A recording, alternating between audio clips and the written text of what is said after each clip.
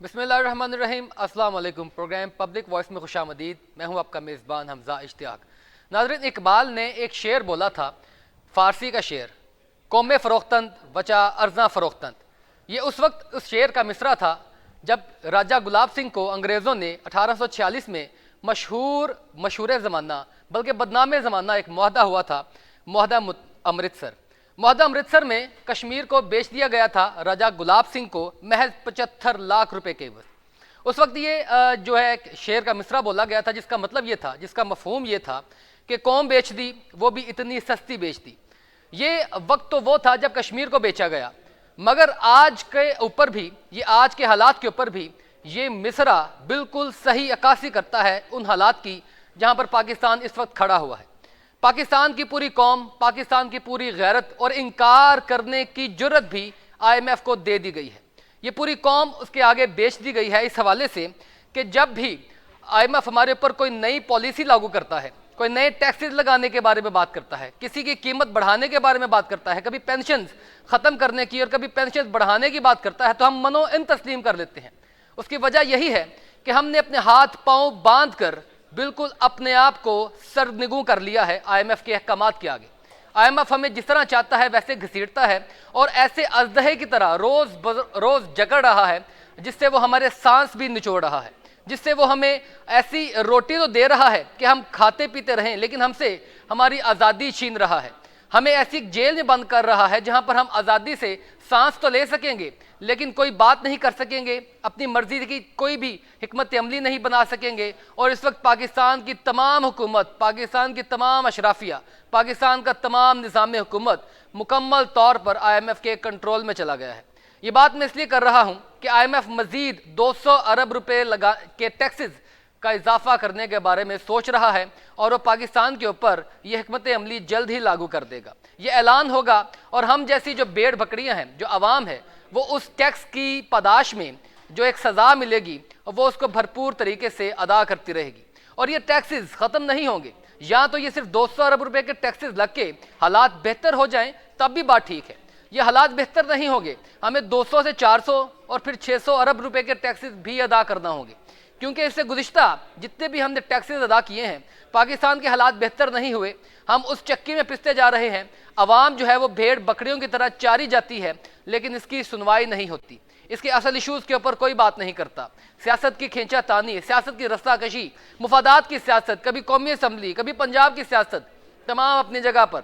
सियासतदान अपनी उन भूल भुलैयों में, अपनी अयाशियों में, अपने मुफादात में इस कदर जो है वो घस चुके हैं कि पाकिस्तानी अवाम तो कोई सोचता ही नहीं है। IMF सोचता है तो वो इस हवाले से सोचता है कि किस तरीके से मैंने पाकिस्तानी अवाम का खून निचोड़ना है, या मैंने किस तरीके से पाकिस्तानी अवाम को अगर पैसे देने भी हैं तो इससे ज़्यादा कमाने किस तरह हैं। पाकिस्तान के तमाम असासे गिरवी रख दिए गए हैं, यहाँ तक कि हमारे इनकार करने की जुर्रत को भी, हमारी गैरत को भी, हमारी अखलाकियात को भी। नाज़रीन, ये इंतहाई तशवीशनाक बात है। हम उसकी बात मनोन तस्लीम करेंगे, क्योंकि अगर ना तस्लीम करेंगे तो वो वेंटिलेटर का वो बटन ऑफ कर देगा जिससे हमारी मौशत चल रही है, और वो बटन ऑफ हो जाएगा तो फिर हम भी श्रीलंका बन जाएंगे। ये हालात हैं पाकिस्तान के। ये तमाम सिनारियो हालात वक्त के हैं, ये हालात हाजरा के हैं, और हमारी हुकूमतें आपस में गठजोड़ बनाए बैठी हैं उन साम्राज्य ताकतों के साथ, उन्हीं लोगों के साथ जो हमारे अवाम को शायद एक प्रोडक्ट समझते हैं और प्रोडक्ट समझ के डील करते हैं। ये तो रह गया मौशत का किस्सा। दूसरी जानिब आते हैं। दूसरी जानिब सियासत में कभी पलटना, कभी झपटना, और कभी पलट कर झपटना, ये गरम रखने का लहू एक बहाना है। ये पाकिस्तानी सियासत, पाकिस्तानी सियासतदान ये गेम खेलते हैं, एक दूसरे को उखाड़ते पछाड़ते हैं। हमेशा से कौमी असम्बली में, कभी पंजाब असम्बली में, कभी ताकत के ईवानों में, कभी सड़कों पर यही बात चलाई जाती है कि किस तरीके से हमने एक दूसरे को उखाड़ना है, किस तरीके से पछाड़ना है, किस तरीके से हमने एक दूसरे के ऊपर टांग ऊपर करनी है, हमने अपने मुफादात बचाने हैं, हमने अपने आप को जेलों से भी बचाना है, हमने अपनी चोरी को भी बचाना है। लेकिन कोई सोचेगा नहीं तो एक चीज़ के बारे में नहीं सोचेगा, और वो क्या है? और वो वही अवाम है जो आप और मैं हैं, जिसके बारे में कोई नहीं सोचेगा। ये टैक्सेस हमें भी अदा करने पड़ेंगे, मुझे भी अदा करने पड़ेंगे, आप सबको अदा करने पड़ेंगे, क्योंकि ये हमारे ऊपर एक हुक्म जारी होगा और हम उस हुक्म के पाबंद होंगे। अब सियासत की बात है। ये मुमलिकत खुदादाद पाकिस्तान है कि जिसमें इमरान खान इस मुमलिकत के सबसे ज़्यादा पॉपुलर लीडर होने का दावा तो करते हैं। कभी इमरान खान पंजाब की असम्बलियाँ तोड़ देते हैं, कभी खैबर पख्तूनख्वा की असम्बलियाँ खाली करने की धमकी देते हैं और कभी कौमी असम्बली से इस्तीफे देने की बात करते हैं, लेकिन अब वही इमरान खान उसी असम्बली में वापस जाने का सोच रहे हैं।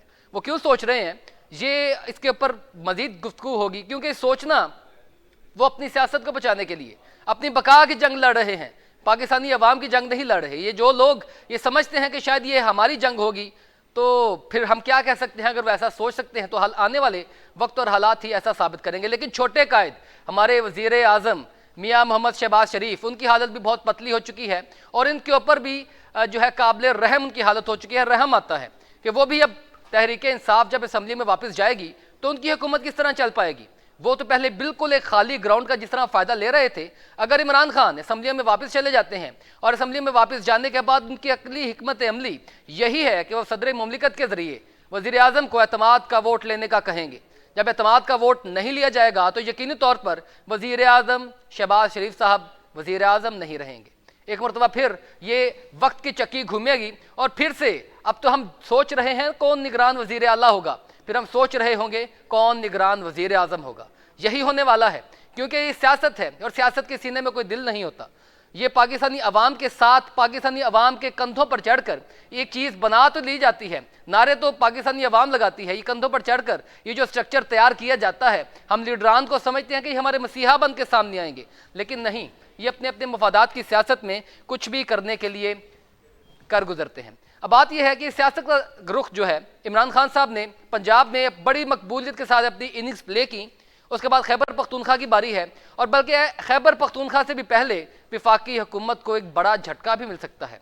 कौमी असम्बली जहाँ पर इस्तीफे दिए जाने थे, वहीं पर इमरान खान दोबारा उन बेंचों पर बैठेंगे तो क्या हालात होंगे, इसके ऊपर बात करेंगे एक ब्रेक के बाद। मेरे साथ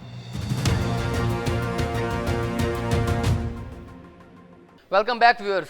बात यह है कि पाकिस्तान में चल रही तमाम क्यास, तमाम सियासी हिकमत अमलियों के बावजूद पाकिस्तान की इस वक्त जो मईशत की हालत है वो इंतहाई पतली है।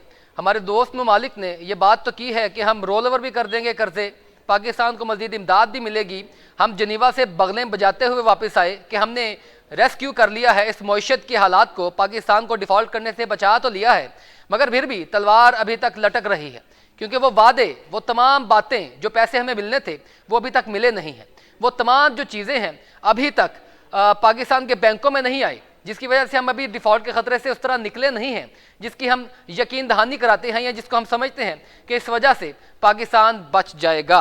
IMF के साथ हम रोल ओवर होने की बातें कर रहे हैं, लेकिन तमाम चीज़ों के ऊपर अभी तक IMF ने कोई भी ऐसी बात नहीं की, बल्कि IMF के जो प्लान है उसमें एक और चीज़ शामिल होने वाली है। वो पाकिस्तान की आवाम के ऊपर एक और बिजली गिरने वाली है और वो है IMF के मुतालबे पर फरवरी में 200 अरब रुपए के नए टैक्सेस लगाने का मंसूबा। हुकूमत IMF के साथ तातुल तोड़ने के लिए फरवरी में लगभग 200 अरब रुपए के नए टैक्सेस लगा सकती है, लेकिन सियासी गैर यकीनी सूरत हाल के बायस अभी तक ऐसा करने से कासिर है। आलमी इदारे ने रवा माल साल की पहली शशमाही के आखिर तक सामने आने वाले 220 अरब रुपए का रेवेन्यू शॉर्टफॉल पूरा करने के लिए इकदाम का वादा पूरा करने का मुतालबा कर दिया है। वज़ीर ख़जाना इसहाक डार ने बिजली के नरखों में इजाफे पर बातचीत समेत नई बजट तजावीज़ के ऊपर भी मुशावरत शुरू कर दी है। अब ये तमाम सूरत हाल है, पाकिस्तान की आवाम को रिलीफ कब मिलेगा? हम बहुत शादियाने बजा रहे हैं कि डिफ़ॉल्ट से बच गए, अब कुछ हालात बेहतर हो जाएंगे, लेकिन हालात बेहतर क्या होंगे, बल्कि हमारे ऊपर मजीद 200 अरब रुपए के टैक्सेस लगाने का मंसूबा जारी है। इस मौजू पर बात करने के लिए ज़ीशान मर्चेंट साहब, साबिक सदर कराची टैक्स बार एसोसिएशन, हमारे साथ मौजूद हैं। सर, आपका बहुत शुक्रिया प्रोग्राम में वक्त देने के लिए। ज़ीशान साहब, आपने मेरी तमाम गुफ्तगू सुनी, यकीनी तौर पर आपके पास ये खबर भी पहुँच चुकी होगी, हुकूमत ने ये जो 200 अरब रुपए के नए टैक्सेस लगाने का एक प्लान कर लिया है, एक मंसूबा बना लिया है। क्या कहते हैं सर, इससे कुछ हमारी मईशत के हालात बेहतर हो जाएंगे? देखिए, मसला ये है कि इसमें बुनियादी तौर पे ये समझने की जरूरत है कि जिनके ऊपर टैक्स लगा हुआ है, जो ऑलरेडी इस मुल्क में कंट्रीब्यूट कर रहे हैं, आप उन्हीं के ऊपर मजीद टैक्स लगाने की बात कर रहे हैं। तो ये तो ऐसा है कि जो एक मरीज अगर जो चलता फिरता है और उसको वेंटिलेटर पे पहले डाल दिया और अब वेंटिलेटर से उसका वेंटिलेटर सपोर्ट खत्म करने की बात कर रहे हैं, तो अगर आप नए टैक्सेस लगाने की बात करते हैं कि हम उन्हीं लोगों पे नए टैक्स लगाएंगे, तो इसका मकसद तो ये है कि आप मईशत को तो तबाह करना चाह रहे हैं, तो आप मईशत को तबाह कर दीजिए और तबाह करने के बाद फिर जो टैक्स आ रहा है वो भी खत्म हो जाएगा। क्योंकि इसका तो हम कर सकते हैं। जो हालात है, हालात के हिसाब से अगर आप लोगों को रिलीफ नहीं देंगे तो लोगों को जब रिलीफ नहीं मिलेगा तो ये क्या होगा, वो लोग इस मुल्क से चले जाएंगे। जैसा हम देख रहे हैं कि पाकिस्तान से जो है इस वक्त बतदरीज लोगों का बाहर जा रहे हैं, जो बाहर जा सकते हैं वो पाकिस्तान छोड़ के जा रहे हैं। तो ब्रेन ड्रेन एक जगह हो रहा है, दूसरी जगह आपने जो है इंटरेस्ट रेट को बढ़ाया हुआ है, तीसरी जगह इकोनॉमी बिल्कुल सुस्त रवि का शिकार है, और चौथी पे अगर निशान आप साहब हमारे पास दूसरी ऑप्शन भी सर मौजूद नहीं है ना। तो ये मुमकिन नहीं है कि वो आगे कंटिन्यू कर सके। और बिजनेसमैन निशान साहब हमारे पास कोई दूसरी ऑप्शन भी तो मौजूद नहीं है सर। आईएमएफ हमें बिल्कुल रेस्क्यू किए हुए है, हमारे वेंटिलेटर का बटन उन्हीं के हाथ में है, वो जब चाहे ऑन कर दें जब चाहे ऑफ कर दें। तो सर हम अपनी राय या अपना हुक्म या अपनी जो है वो फैसला तो नहीं मनवा सकते। अगर वो 200 अरब रुपए का टैक्स लगाने का कहेंगे तो हमारे पास ऑप्शन क्या है? आप क्या कहते हैं, कोई ऑप्शन हो सकती है? ऑप्शन ये है कि आप नए टैक्स पेयर्स ढूंढें, आप नए टैक्सों से जो है वो लोगों को सिस्टम में लेके आए। आपने ऑलरेडी 35% लोगों पे टैक्स लगाया हुआ है, आपने 1% जो है वो इस साल डीम्ड इनकम का टैक्स लगा दिया, फिर आपने 1% सीबीटी का टैक्स लगा दिया, आप इलेक्ट्रिक टेलीफोन हर चीज पे टैक्स कलेक्ट करते हैं। सवाल ये है कि फिर एक आम आदमी को मेरे ख्याल से मुल्क में जिंदा रहने का हक ही नहीं है। फिर वही लोग रहे कि जो इस मुल्क में जो डिसीजन मेकर्स हैं या जिनकी बड़ी बड़ी मिलें चल रही हैं या जो बड़े बड़े वेल्दी लोग हैं, यानी एक आम आदमी को जिंदा रहने का फिर पाकिस्तान में कम से कम हक नहीं है। अगर आप ये 200 बिलियन के टैक्स की जो बात कर रहे हैं तो ये आपकी और मेरी जेबों से ही जाएगा ना, हमारी और आपके साहब पॉकेट ये से बड़ी टैक्स इंपॉर्टेंट बात है सर। और ये टैक्स नेट में आप बात ठीक कर रहे हैं कि टैक्स नेट में इजाफा किया जाना चाहिए। जो है अब वही लोग जो पहले ही टैक्स दे रहे हैं उनके ऊपर मजीद बोझ नहीं डालना चाहिए, मजीद लोगों को, मजीद इंडस्ट्रीज को, कारोबारी हजरात को, लोगों को इसमें शामिल करना चाहिए। लेकिन सर जब ये पाकिस्तान तहरीक इंसाफ की हुकूमत में ऐसा होने लगा था तो तब ताजर बरादरी सबसे ज़्यादा आगे आ गई थी टैक्सेस को लेकर, और ये टैक्स बार एसोसिएशन के भी कुछ तहफ़्फ़ुज़ात थे। उसके बारे में क्या ख्याल है सर? टैक्स नेट बढ़ाने की बात तो आप भी करते हैं, मैं भी करता हूं, बिल्कुल वजह है, लेकिन ये टैक्स नेट को बढ़ाने कौन नहीं देता? देखिए मसला ये है कि हम जो है पॉलिटिकली मोटिवेटेड लोग हैं।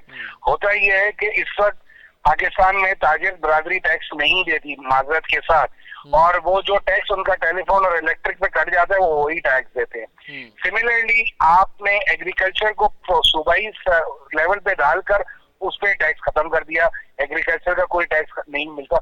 मसला ये है कि जब आपने लोगों को, जब आप जानिबदारी से देखते हैं, यानी उनकी तरफ आपका एटीट्यूड ये होता है कि ये हमारा वोटर है, अगर इसको टैक्स लगा दिया और ये हमें वोट नहीं मिलेंगे, जब ये सोच होगी तो आप टैक्स को कभी भी बढ़ा नहीं सकते, ब्रॉड बेस नहीं कर सकते। विल ऑफ द गवर्नमेंट होनी बहुत जरूरी है। हम अक्सर ये डिबेट करते हैं कि हमारा मसला ये है पाकिस्तान का कि यहाँ पे लोग जो है पॉलिटिकली उस पे मूव करते हैं।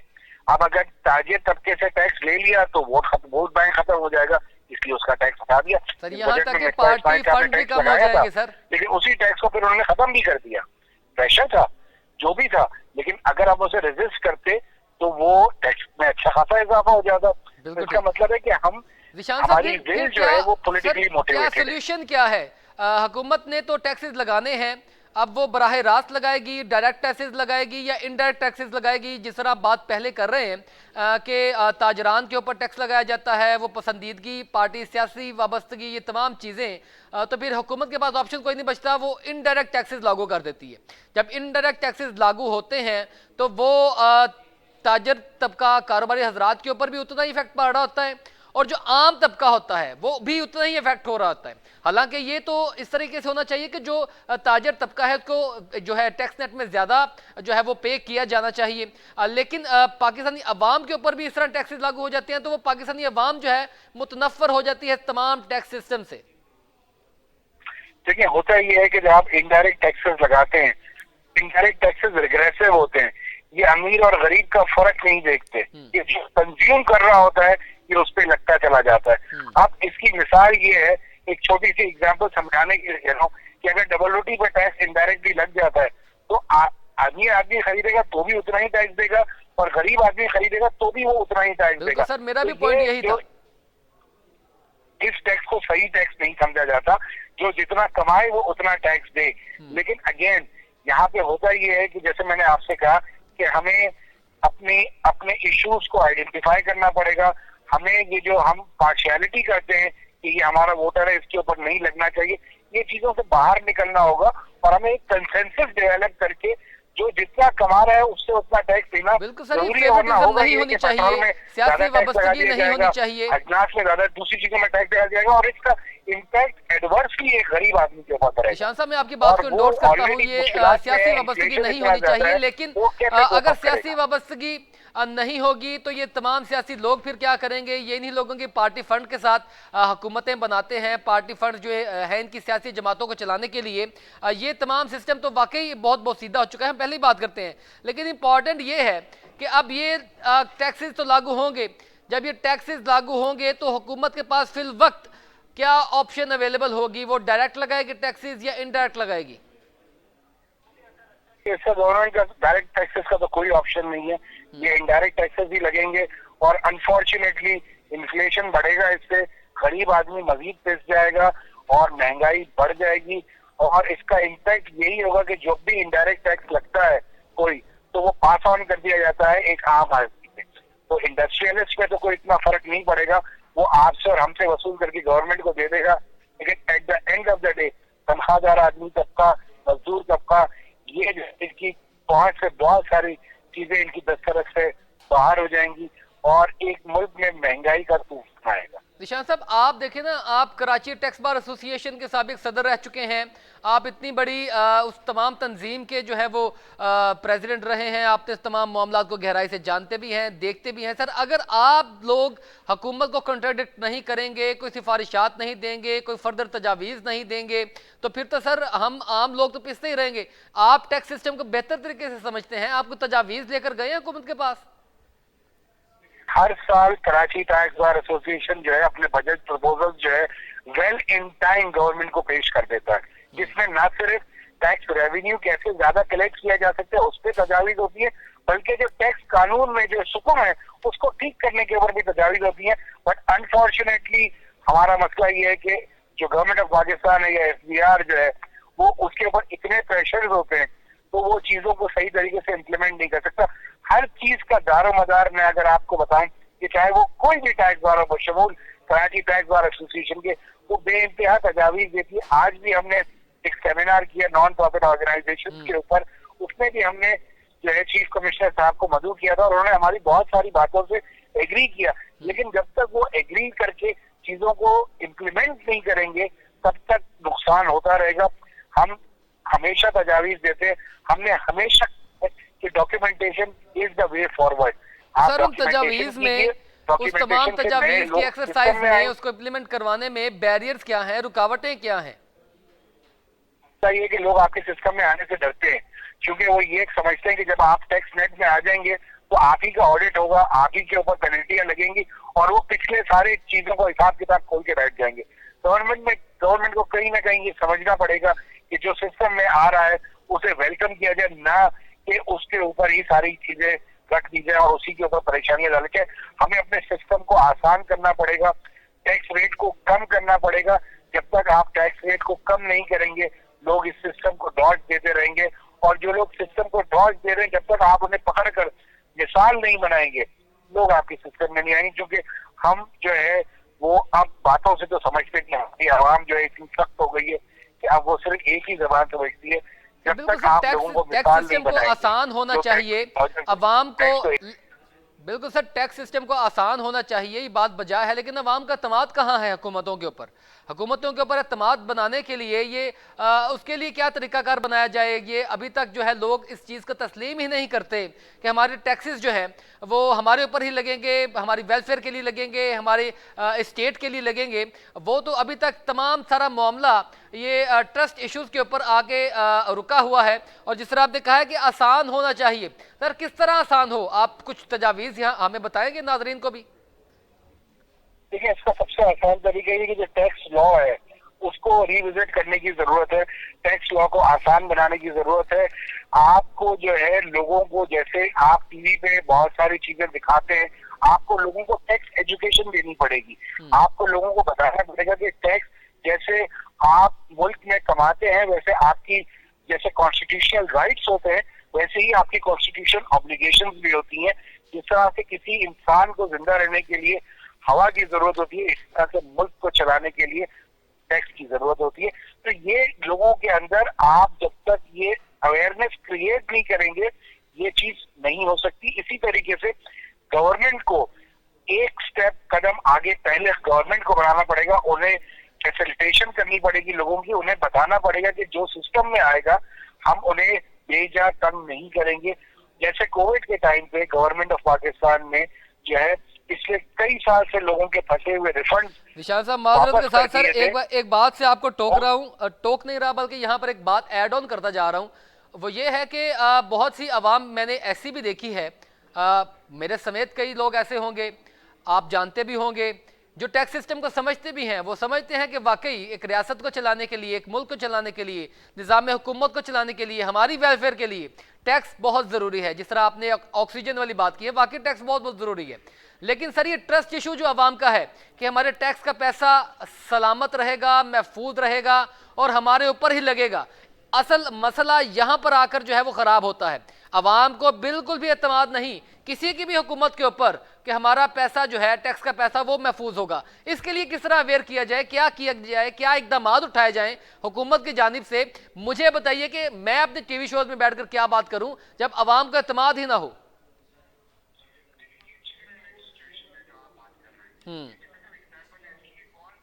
लेगा तो यकीनन मैं ये समझता हूँ कि गवर्नमेंट को पहला स्टेप लेना चाहिए। वो ये बताएगी अपने एक्शन से कि जो आप टैक्स का पैसा दे रहे हैं वो सही जगह पे खर्च हो रहा है। मसला ये है कि हम चूंकि टैक्स नहीं देते इसलिए हम सवाल भी नहीं करते, और हम सवाल करने की पोजीशन में उस वक्त तक नहीं आ सकते कि जब हम अपनी पहले रिस्पॉन्सिबिलिटी को पूरा नहीं करेंगे। क्योंकि जब तक आप सवाल नहीं करेंगे तो लोग आपको, गवर्नमेंट आपके लिए जवाब नहीं होगी, उस वक्त तक आपको जवाब नहीं देती। तो मेरी सजेशन ये होगी कि हमें जो हम टैक्स देते हैं उसका हमें सवाल करना चाहिए कि जी हमने ये टैक्स जो पैसा दिया है, जैसे कि पिछले साल 6 ट्रिलियन रुपीस जो कलेक्ट हुआ था उसको गवर्नमेंट ने खर्च किया, वो कितने प्रोजेक्ट्स में लगा, वो कितनी रीपेमेंट ऑफ लोन में लगा, उसका हिसाब किताब देना चाहिए। और यकीनन इसमें पहल गवर्नमेंट को करनी पड़ेगी, उसको ट्रस्ट जो डेफिसिट है उसे खत्म करना पड़ेगा और टैक्स पेयर कॉन्फिडेंस गेन करना पड़ेगा। और उसके साथ साथ एज टैक्स पेयर या एज पाकिस्तानी हमें भी अपनी जिम्मेदारी पूरी करनी पड़ेगी कि हम भी जो जायज टैक्स और जो सही टैक्स है वो अदा करें। चूंकि हम जिस मुल्क में रहते हैं, जिस मुल्क में कमाते हैं, जिस मुल्क ने हमें सब कुछ दिया है, उस मुल्क के लिए हमें भी कुछ ना कुछ। बिल्कुल सर, आपकी बात बहुत अहमियत की हामिल है कि वाकई हमें जो है अरबाब इख्तियार से इस बात का सवाल करना चाहिए, अवाम को भी एजुकेट होना चाहिए, इस मामले में अवेयर होना चाहिए कि जो टैक्सेस हम दे रहे हैं, टैक्स कलेक्शन में जा रहे हैं, वो टैक्सेस हमारे ऊपर लग रहे हैं या नहीं।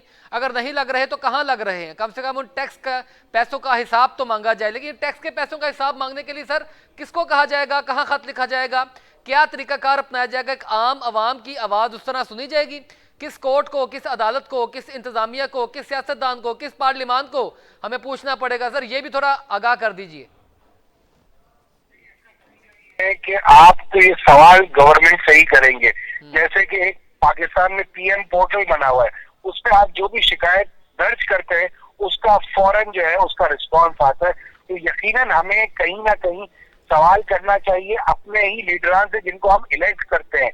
जैसे फाइनेंस मिनिस्ट्री है जो ये सारे रेवेन्यू की कलेक्शन करती है और इसकी स्पेंडिंग भी करती है, तो यकीनन फाइनेंस हमारे सवालात, हमारी दरखास्तें, हमारे खतूत तमाम डस्टबिन में फेंक दिए जाएंगे, इसके ऊपर कोई भी बात नहीं करेगा। सर पाकिस्तान से लोग उठा लिए जाते हैं, उनके बारे में कोई जवाब नहीं आता, पैसा तो फिर छोटी सी चीज रह जाती है। बहुत शुक्रिया दिशान मर्चेंट साहब आपका प्रोग्राम में वक्त देने के लिए। सर नाजरीन, गुफ्तगू का सिलसिला जारी है, मेरे साथ रहिएगा। Will be right back after a short break, stay with अस।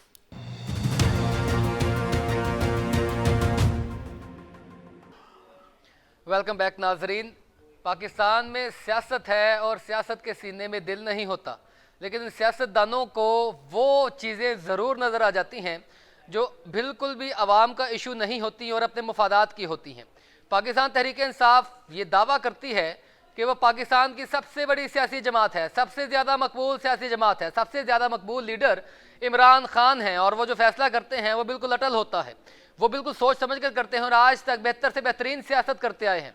मगर ये इतने यू टर्न पर यू टर्न, कभी पंजाब की सियासत की असम्बलियाँ तोड़ने की बात और कभी असम्बलियाँ तोड़कर कौमी असम्बली में इस्तीफे देने की बात, कभी कौमी असम्बली में इस्तीफे देने की बात और कभी कौमी असम्बली में वापस जाने की बात। अब ये सियासी मफादात हैं, ये वाकई अवामी मसाइल है। अवामी मसाइल के तहत तो ना पहले भी फैसला किया गया था और ना ही अब फैसला किया गया है। इस मौजू के ऊपर बात करेंगे। मेरे साथ मौजूद हैं भट्टी साहब। सर आपका बहुत शुक्रिया। वैसे अहमद भट्टी साहब, रहनुमा तहरीक इंसाफ, बहुत शुक्रिया सर आपका प्रोग्राम में वक्त देने के लिए। सर ये मेरी तमाम गुफ्तगू आपने सुनी, लेकिन जो मुद्दा था वो ये था कि कौमी असम्बली में वापसी के हवाले से फैसला आज होगा। ये फ़ारूक हबीब साहब ने ये आज ताज़ा बयान जारी किया है, यानी तहरीक इंसाफ कौमी असम्बली में सोच रही है, वापसी का इरादा रख रही है। अगर वापस जाते हैं तो किस मकसद के लिए, और अगर कौमी असम्बली से निकले थे तो किस मकसद के लिए? ये बहुत बुनियादी सवाल है, क्योंकि आप कहते थे कि हम किसी भी सिस्टम का नहीं हिस्सा बनेंगे, ये करप्ट सिस्टम है, हम इस सिस्टम से वापस निकल जाएंगे, हम बाहर निकल जाएंगे। तो सर आपने इसी मौजू को, इसी नैरेटिव को बुलंद करते हुए पंजाब असम्बली को तोड़ दिया, खैबर पख्तूनख्वा से भी आप निकलने जा रहे हैं, तो कौमी असम्बली में वापसी क्यों सर? बिस्मिल्लाहिर्रहमानिर्रहीम। बहुत शुक्रिया आपका। कि अच्छा, अब मैं आपको ये बताता चलूं कि जो आप कह रहे हैं कि जी अब आप नेशनल असम्बली में वापस जा रहे हैं और आपने पंजाब असम्बली को तोड़ दिया, आपके पीके की असम्बली डिसॉल्व करने जा रहे हैं। देखिए ये तीनों अलग अलग चैप्टर हैं। देखिए सबसे पहले जो खान साहब ने कहा कि हम नेशनल असम्बली के अंदर से हम लोगों ने रिजाइन किए और नेशनल असम्बली से हम लोग बाहर निकल गए, लेकिन इनकी जो बदनीयती देखिए स्पीकर नेशनल असम्बली की, कि इन्होंने वो हमारे जो रेजिग्नेशन से वो एक्सेप्ट नहीं किए। हमारे 8-9 लोगों के रेजिग्नेशन इन लोगों ने एक्सेप्ट किए, जिसके ऊपर फिर बाय इलेक्शन हुआ और बाय इलेक्शन के बाद अल्हम्दुलिल्लाह 90% सीट्स हम लोगों ने जीती और 75% प्रोविंस में जीती, और वो सीट्स हम लोगों ने जीती जो कि मुस्लिम लीग नून की सीट्स भी थी, वो भी हम लोगों ने 4 सीट थी, वो भी हम लोगों ने जीती। अब आप मैं आता हूँ कि आप जो कह रहे हैं कि आप लोग वापिस यहाँ पे आ रहे हैं, देखिए हम लोगों की जो इंटेंशन थी वो असेंबली से बाहर निकलना थी। हम लोग निकल चुके हैं और हम लोग इस जो करप्ट प्रैक्टिसेस हो रही थी उसका हिस्सा नहीं थे। अब क्या ऐसी मजबूरी आन पड़ी वो भी मैं बता देता हूँ। मजबूरी ये है कि हमारे अगर तो रेजिग्नेशन एक्सेप्ट किए होते आप लोगों ने, आप लोग से मुराद नेशनल असेंबली में स्पीकर ने एक्सेप्ट किए होते तो वेरी गुड। अब जब स्पीकर ने एक्सेप्ट नहीं किए हुए तो हम लोग भी चाहते हैं कि पाकिस्तान के अंदर एक बार ट्रांसपेरेंट, फेयर और जस्ट इलेक्शन हो, कि जिसके अंदर जिस बंदे के पास मेजोरिटी है वो अपनी हुकूमत कायम करे। अब क्योंकि हमारे कुछ बिगौड़े जो 20 लोग हैं वो पीटीआई के जो वो जाके पीडीएम के साथ बैठ के बिल्कुल आपकी बात बजा होगी। आपका अपना सियासी नुक्ता नजर होगा, तहरीक इंसाफ। मुझे प्लीज बात कंप्लीट कर लेते हैं। देखिए अब हम नहीं चाहते थे कि जब हमारे रेजिग्नेशन एक्सेप्ट नहीं हो गए, हम लोग चाहते हैं कि बड़ा फ्री एंड फेयर इलेक्शन हो। हमें ये इस चीज का डर है कि राजा रियाज से मिलके मियां शहबाज शरीफ जो है वो राजा रियाज से मिलके अपनी पसंद का केयर टेकर प्राइम मिनिस्टर लेके आएंगे। जिस तरह चीफ इलेक्शन कमीशन को सपोर्ट करता है उसी तरह भी अपनी मर्जी का प्राइम मिनिस्टर केयर टेकर लेके आएंगे, जो कि कतई हमें कबूल नहीं है। देखिए खान साहब जब साहब मुझे इजाजत है सर बोलने की, मिलके करें सर मुझे इजाजत दीजिएगा बोलने की। सर गुजारिश ये है कि आपकी बात बजा है कि यकीनी तौर पर ऐसा हो सकता है, आपके जहन में ये खदशा बिल्कुल अतम मौजूद है, बदरजा अतम मौजूद है, मगर ये बातें पहले भी होती आई थी कि तहरीक इंसाफ असम्बली में वापस आ जाए। तहरीक इंसाफ असम्बली में वापस ना आई तो ये अपना ही नुकसान करेगी, तहरीक इंसाफ जमहूरियत का नुकसान करेगी। ये आज से 6 माह पहले भी बात थी, 4 माह पहले भी थी, 3 माह पहले भी थी, 1 माह पहले तक लोग यही बातें करते रहे, सियासी तज्जियाकार भी ये बातें करते रहे कि तहरीक इंसाफ को असम्बली में वापस जाना चाहिए। आपने ये बात की कि हम मुकम्मल तौर पर इस करप्ट सिस्टम का हिस्सा नहीं बनेंगे, हम इससे निकलने जा रहे हैं। आपने कौमी असम्बली में पेश होना था, इन पर्सन आपने स्पीकर को इस्तीफे जमा करवाने थे, ये बिल्कुल 2-3 दिन पहले की खबर थी, मगर एकदम से यूटर्न लिया गया और असम्बली में वापसी का इरादा। ये आपको पहले मालूम नहीं था कि ऐसा हो सकता है? ये एकदम रातों रात क्या ख्याल है सर? ये इंडिविजुअली जाके रेजिग्नेशन देंगे। देखिए इंडिविजुअली लोग एक ग्रुप की शक्ल है। शाह महमूद कुरैशी साहब की हमारी हमारे जो एमएनए गए हैं स्पीकर के पास, बट अनफॉर्चुनेट वो पहले उन्होंने मिलने से इनकार किया, बाद में वो कहते हैं कि मैं खुद बुलाऊंगा, किसी का साइन नहीं है, किसी की राइटिंग नहीं है। वो अपनी तरफ से एक लॉ की जो उसकी जो तशरीह कर रहे थे, जो गैर कानूनी चीजें उन्होंने की स्पीकर साहब ने। बट हमारा इंस्टेंस वही है कि हम आज भी फ्री एंड फेयर इलेक्शन चाहते हैं। बिल्कुल ठीक सर, मेरे पास प्रोग्राम का वक्त खत्म हो रहा है। अवैध भट्टी चाहते साहब, हैं कि अगर अवैध भट्टी साहब आपका मौका आ गया सर, प्रोग्राम का वक्त खत्म हो रहा है सर। बिल्कुल सर, आपकी बात बजा होगी, लेकिन मैं आपकी इतला के लिए एक और अर्ज करता चलूं कि आपकी बात भी बजा होगी कि हमें खदशा है, इसकी वजह से हम असम्बली में वापस जा रहे हैं। लेकिन जो अंदर बात हो रही है वो ये है कि असम्बली में वापस जाएंगे और सदर ममलिकत के जरिए आप वज़ीर आज़म शहबाज शरीफ साहब को एतमाद का वोट लेने का कहेंगे, क्योंकि आपको खदशा है कि MQM उनके साथ नहीं रही और आप वज़ीर आज़म को हटा कर क्योस पैदा करने की कोशिश करेंगे। नाज़रीन, तमाम गुफ्तगू आपके सामने है, फैसला पाकिस्तानी अवाम के पास होता है, हम आप तक बात पहुँचा देते हैं। आज के प्रोग्राम से इतना ही, इजाज़त दीजिए, अल्लाह हाफ़िज़।